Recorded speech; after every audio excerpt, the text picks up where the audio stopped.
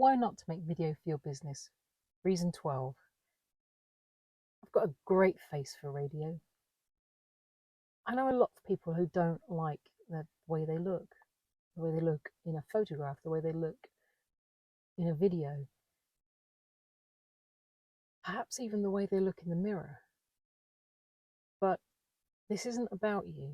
This is about your audience. You are not your target audience. Does the way you look prevent you from going networking or going to work? Do you walk into a room for a networking event with a bag over your head? Of course you don't. You go and you speak to your audience. You go and speak to the people who are there. Video is the same. You're talking to your audience. Like I said, you are not the target audience. You're not the ones watching this.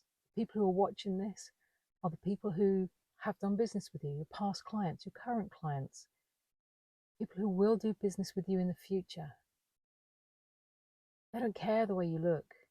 They care what you have to say. They care what you can do for them. And that's what video is all about.